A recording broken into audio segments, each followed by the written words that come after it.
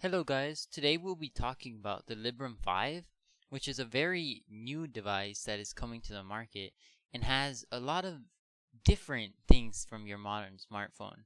It basically goes against the norm, and I thought we'd talk about it and see what it's all about. So the biggest factor about this phone is that it's not even running Android or iOS. And that has a lot of good things to it, and we can go back to that in a bit. But it's actually running Linux, so it's kind of basically a PC, but in the modern cell phone layout. There's the volume rocker, the power button. There's also a hardware button to turn off the internet, so your data, like T-Mobile or Sprint or something, can't track you. And that's one of the biggest factors about this phone. It's to keep your stuff private. Now, it won't fix every problem, but most of them, since it's not running Android or iOS, it doesn't have a built-in tracker in it like literally every phone does. So, Google, Apple, they won't be able to track you. Maybe your cell provider will be, but that's if you have your internet on. If you turn it off with the hardware button, then it won't be there. It has USB Type-C, a fairly reasonable screen. The OS is probably going to be very different from what we know of, but it looks similar to Android as it has the drop down, the scroll up and stuff like that. And just how the layout looks in general reminds me of a mix between Android and iOS, considering the icons are pretty huge, to be honest with you. They're pretty big. um, we'll talk about apps in a bit, but I just want to talk about the overall look of it. So the phone itself, it doesn't look wow, and this phone is not meant for everyone. It's just basically to keep your stuff private. So if you're big on privacy, you always have those VPNs on, and you're always trying to keep your data from being tracked, then this is probably the phone for you. The only problem with this is that because they're because of the privacy and it's running Linux and not Android, the amount of apps that will come with this phone are pretty limited. Anything on the web browser will work, but native apps won't really be there. So you won't have Snapchat, which is like, who cares, right?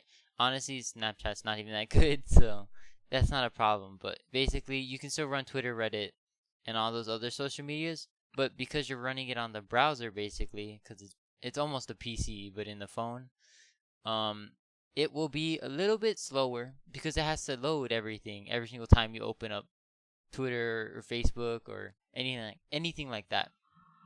Because it has restricted access to some of the things in your phone. There's nothing really stored locally for these apps to take from, so it will feel a little bit slower than your average smartphone. And now the fact that it might not have too many apps on it when it first comes out is probably a big deal breaker for some of the people out there. But if you're really looking for this phone, the only reason why you'd buy it is because of the privacy and protection that it gives to your data, and you won't be exploited. So basically, this phone is meant for that full-on privacy user that wants control of everything. The phone price is a bit much, in my opinion. $699. It's not out yet. You have to pre-order it still. It's coming out in the Q3 of 2019, but for $699, it's cheaper than the Samsung or Apple. But I don't know if it's actually worth that much. I mean, it's the first. If it no, it's not really. It might be the first of its kind, but still, the price is a bit much. Um, so the camera. Well, I mean, the specs aren't really listed, but as you can tell, the camera isn't something that this phone is focused on either. You have encrypted calling, which is really nice.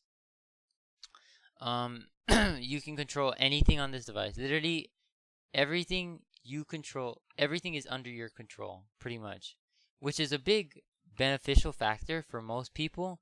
So, like for here, it's telling you who this phone would like be for. So you have parents, developers, enterprises, businesses, technology enthusiasts in general.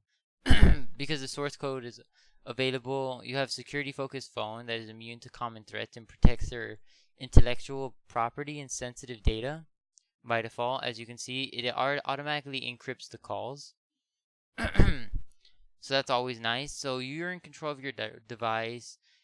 The trackers are disabled. Privacy protection is on by default. It doesn't track you. Has more security. Controlled source code. You can control it yourself. It runs Linux instead of Android or iOS. Separates CPU from cellular baseband, which gives you more control over like if your ISP can track you or not. IP native communication first, which is a really big factor. I'm glad about that. Decentralized communication by default is also. And they're basically showing you what they do that Android and iOS don't do. I don't think this is like a big competitor to iOS or Android, and not that many people will buy it based on the fact that it is new. It is something different, and a lot of people don't really like different things from the norm, or mainly the younger people. They'll go for Android or iOS automatically.